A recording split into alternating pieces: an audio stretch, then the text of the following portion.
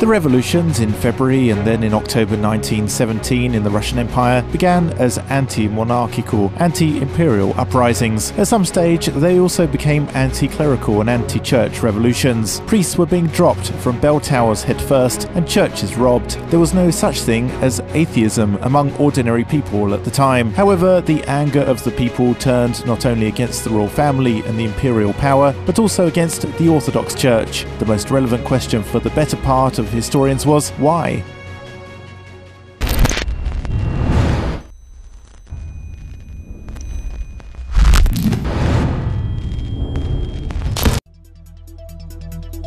The answer is simple. By the beginning of the 20th century, the Russian Orthodox Church turned into an avaricious and widely despised exploiter. It became the embodiment of retrograde ideas and obscurantism. People hated it probably even more than the Tsarist power itself. Essentially, the church was losing touch with life, remaining something ritualistic, but not spiritual. Those changes in the church were supported by the Tsarist government, so when the rebels cruelly killed the confessor of the royal family, the holy old man Grigory Rasputin, it became clear that the church angered people no less than the monarchy. На початку ХХ століття, коли церква стала тим чинником At the beginning of the 20th century, when the church became the antithesis of spirituality, the spokesman for the Russification of Ukraine, so to say, the attitude towards it was so, to a large extent, extremely negative. Rituals were held at the church, but there was very little faith in it. With the beginning of the Ukrainian Revolution in February and March 1917, all kinds of congresses, meetings and rallies were held, and almost in all cases, certain decisions were made. The idea that the Ukrainian language should be used in the church was emphasized in practically all the text of those decisions. В цих пунктах був такий пункт про те, щоб церква повинна користуватися українською мовою.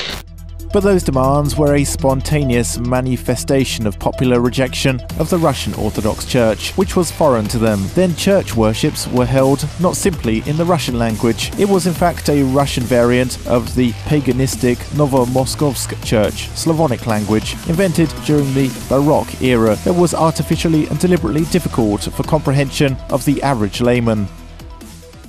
For example, in the prayer of John Chrysostom during Passover, there are these words. Ад глаголят, огорчися, сред тя доле, огорчися, ибо упразднися, огорчися, ибо умертвися, огорчися, ибо связася. For the overwhelming majority of people in the early 20th century, that and the like in the liturgy resembled pure gibberish that required translation. So it's understandable that people demanded reforms. Ukrainian right-wing parties gradually began supporting those demands, parties like the Social Federalists and Democrat Farmers. In November 1917, the All-Ukrainian Orthodox Council of Churches was founded. The council chose the course of Autocephalous, that is, the independence of the church. Moving along that path was very difficult and dramatic. Why? Because the flock wanted that, but the episcopate didn't. But there was also Alexei Dorodnitsyn among the hierarchs who joined the movement. Серед ієрархів, які приєдналися до цього руху, був Олексій Дородніцин.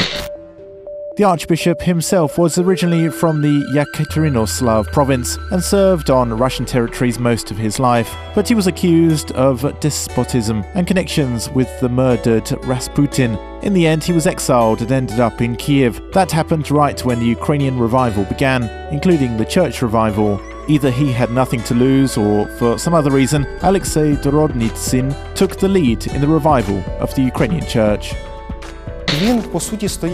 Essentially, he was the head of the Autocephalous church process, as he had been an archbishop.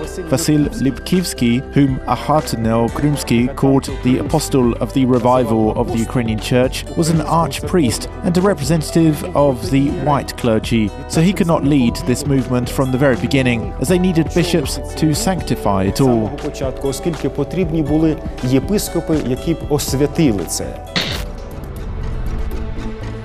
In January 1918, Kiev hosted the first stage of meetings of the All-Orthodox Church Council under the chairmanship of the Metropolitan of Kiev and Galicia, Volodymyr Boho-Yavlensky. The highest hierarch of the church took a conservative imperial position on the issue of the revival of Ukraine. It was by his order that the council prohibited any movement towards the independence of the Ukrainian Orthodox Church. The mitre was stripped from Alexei Dorodnitsyn. It was a well-thought-out strategy because only the canonical bishops could consecrate the highest hierarch of the church. If there are none, then there will be nobody to ordain a new patriarch of the Ukrainian Autocephalous Church. That is what happened in the end. However, Metropolitan Volodymyr did not manage to monitor all those decisions. In less than a month after the end of the council, he was assassinated. Під будь-якими приводами самі церковні інституції намагаються уникнути українізації. The church institutions themselves try to avoid Ukrainianization under any pretext. Why? Because the church hierarchs, despite the fact that there had been a crisis in the church system, remained the same loyal servants of the Russian autocracy. Такими вірно підданими службовцями самодержавства.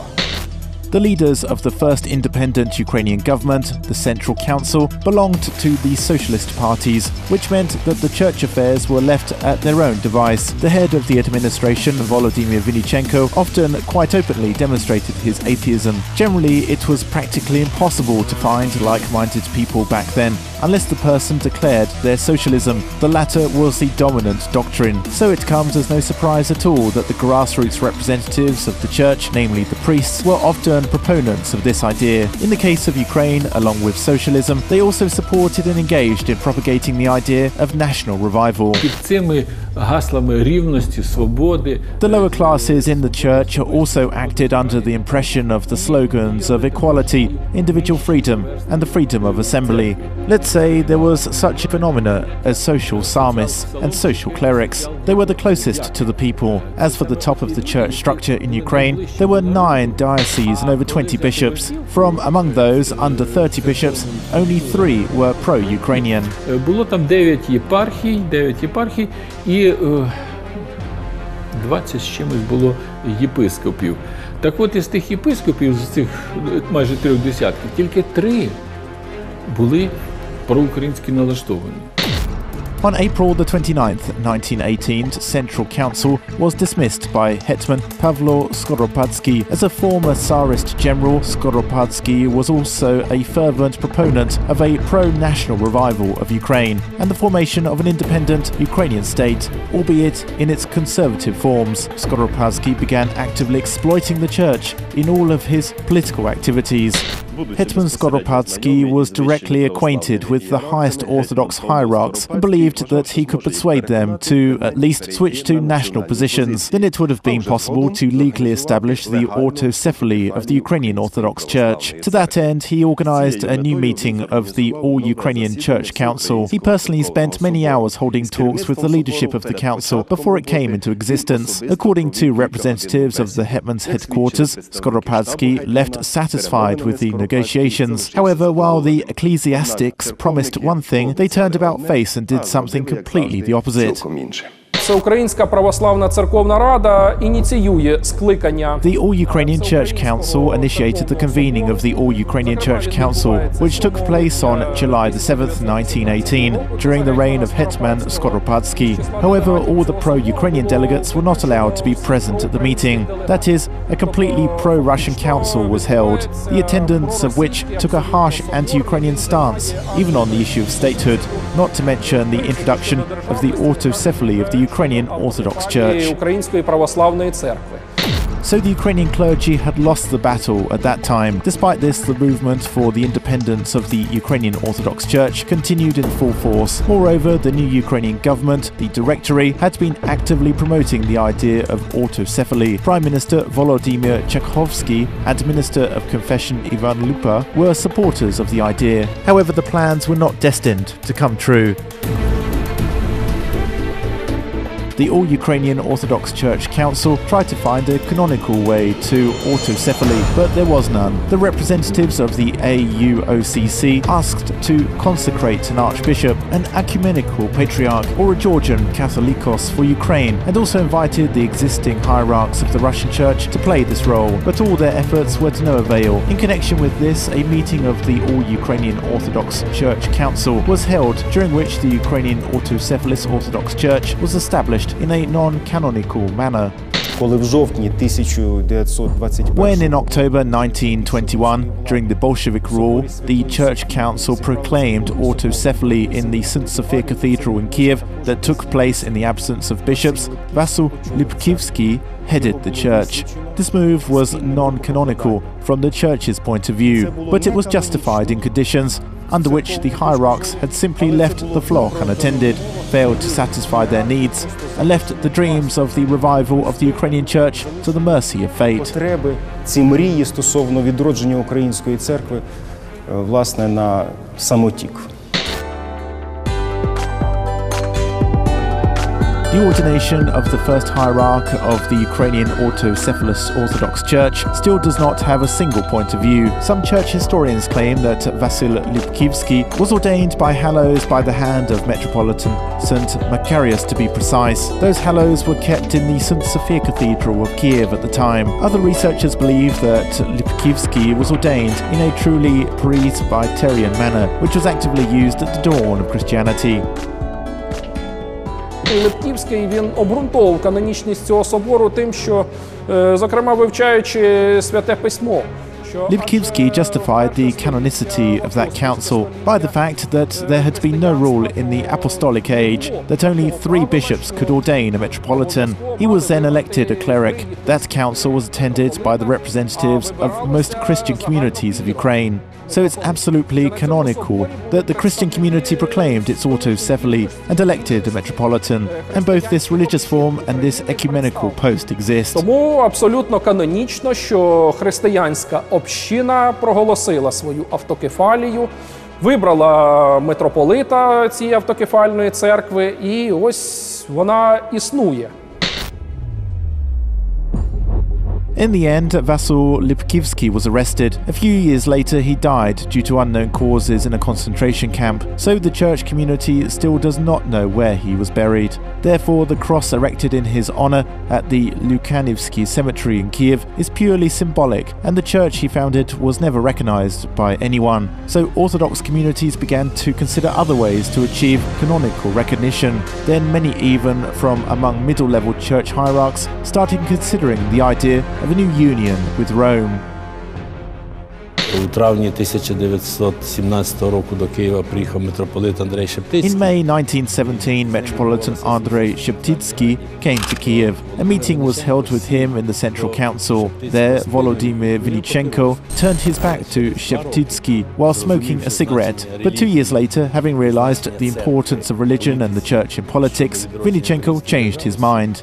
He said they needed the Roman Patriarchy and that Sheptitsky should be its head. He was told Sheptitsky was not of the Orthodox faith, to which he replied, "Not a problem, we will talk to the Pope." Він же ж не православний. Нічого, ми домовимося з Папою Римським, так він казав.